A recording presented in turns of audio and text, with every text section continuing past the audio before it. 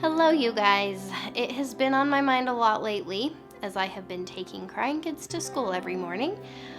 What's a mom's purpose? What is a mom's purpose?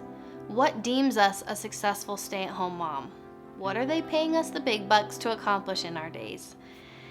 Is it to make sure that we have happy kids? Kids that do what we ask them to do and behave how we want them to behave, say what we would like them to say?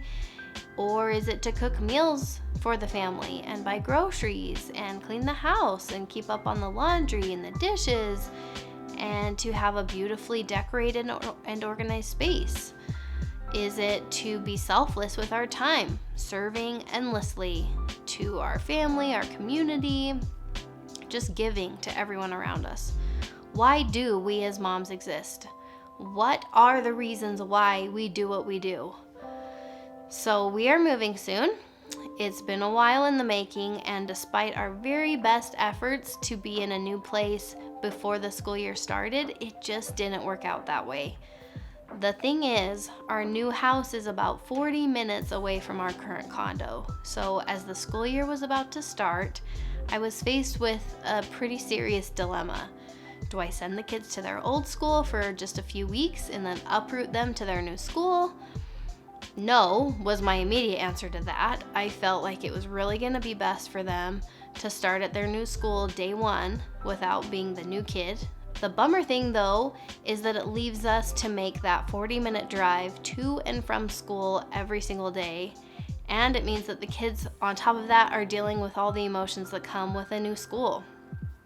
It is so easy to fall into the trap of feeling that our purpose as a mom is to keep everyone happy or to shelter our kids from negative experiences. I know lately I've been pretty convinced that my purpose is to make my kids' life as pain-free as possible. I know what they've already had to deal with throughout their lifetime, and I don't want to add to that. But the problem with taking that on as my purpose is that it has left me feeling like a total failure. I have been feeling incredibly guilty for what they're dealing with, when really the truth is that life is full of change no matter how old you are. Change is the one constant thing, and life is full of hard things. The fact that we personally feel responsible to keep our kids from experiencing either of those things is just way too big of a burden to bear. The thing that I've been trying to focus on more lately is that these more challenging life experiences are giving my kids opportunities to grow and learn, a chance to be resilient, and for all of us to see that we can come out stronger in the end. I am confident that by going through this challenging time, we'll have gained such an appreciation for the time when we're in close proximity to the school, which is something we absolutely would have taken for granted had we not experienced this. The truth of the matter is that nothing's changing about our situation right now. I'm not sending the kids back to their old school, and we certainly can't close on our new house any sooner than is planned. So that leaves me one main thing that I can actually control, which is my thoughts around these circumstances. For way too long, I've told myself it's not fair for the kids. All throughout the process, I've been telling myself that. And thinking that over and over again has led me to really believe that. And as a result of thinking that, I do feel really guilty. I have convinced myself that I'm not fulfilling my purpose as a mom. You'd think this would motivate me to make some positive changes, but isn't that the funny thing? That it really doesn't. Negative emotions for me usually bring negative results, which is certainly true right now. Not only does thinking it's not fair for the kids cause me to feel guilty, but I've noticed that it's also skewing my belief about reality. In my clear mind, one that's not being driven by guilt, I can say without a doubt that we are absolutely doing what's best for our family. My husband and I didn't make this decision without putting serious thought into each and every one of our family members, and we have the utmost confidence that we're doing what we feel good about doing. But as I keep allowing the negative thoughts to run through my mind, I actually start believing that I'm being selfish, that the choices that we made aren't what's best for the kids. Every morning as my son is crying before school, I've been allowing my brain to go crazy with all the kinds of thoughts that support the idea that it's not fair, that I should be doing something different, that I'm not enough, that I'm not doing it right. The power of those thoughts is unreal. But our brains are so good at doing this. They automatically are always on the lookout for something that might be going wrong. Now you can see the damage that this does to us as moms. Talk about pressure, thinking that our purpose is to somehow give our kids a perfect life. Let's imagine that for just a second, that we really could do it. I'm sure it would look different for all of us, right? We all would have our own definition of perfect, but I know that for me it would probably translate to some pretty spoiled kids and kids that are kind of incapable and not able to handle life experiences. They'd probably turn into adults who have no clue how to handle what life is throwing at them. So as we talk about a mom's purpose, let's try to redefine our definition. Instead of continuing to live with those default beliefs, let's be intentional about it. We all have a very individualized opinion of what successful motherhood is.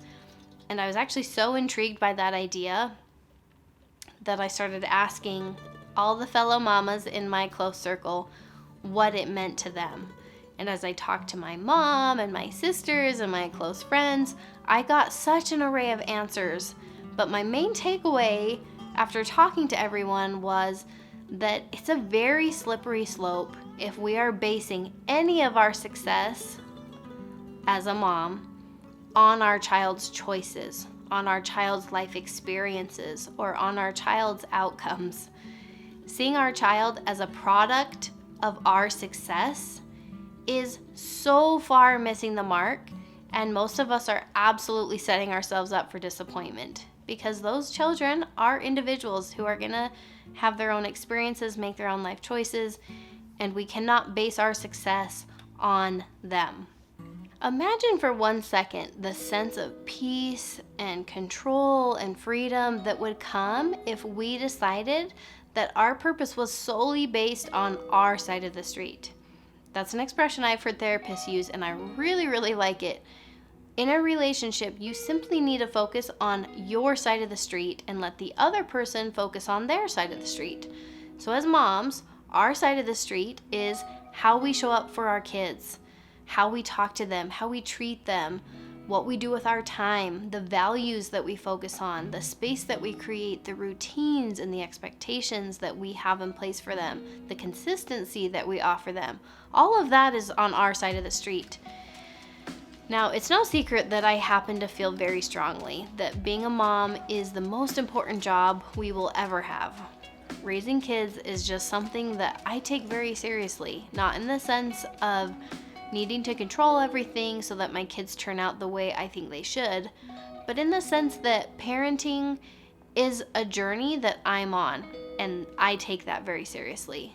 I'm on a constant path of self-progression as I try to show up as my best self for my family every single day. I have made so much conscious progress toward not expecting perfection from myself. I've learned and I understand that part of my kids' journey is having a mom who's human. My personality, my strengths, my weaknesses, and my quirks, all of that adds to their life experience and their resilience. So instead of trying to change who I am or beat myself up over whatever makes me me, I've decided to accept myself.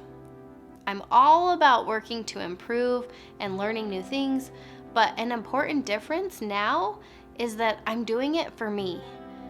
Sure, I think it would benefit my kids for me to make some adjustments, but that's not the reason why I'm doing it, and I'm not gonna stop doing that if I start seeing opposite of what I think should happen with my kids, right? Because I truly believe that they'll be okay either way. I know I'm a loving and caring mom who's doing my very best, The fact that I worry if I'm doing well enough shows that they're covered. Any of us moms that worry about that is proof your kids are going to be fine. You care enough about them to worry if you're enough, like you're enough. So my focus gets to be on me and my life and my experience as their mom. Focusing on what I feel my purpose is, showing up for them in a way that I'm proud of, even through this more challenging season right now. So, in case you need the reminder too, I will reassure you that a mom's purpose goes beyond what you're seeing in your kids. Tears, misbehavior, attitude, all are normal parts of the human experience. It's okay that they're struggling with a big life transition. Let's do what we can to brainstorm ways to help them, talk to the professionals in their lives, teach them skills that will help them cope. All of that is on our side of the street. Then at the end of the day, we can rest assured knowing that we're doing all we can for them and it's gonna be okay. They are responsible for their side of the street. So I hope that helps you guys. I'll see you soon.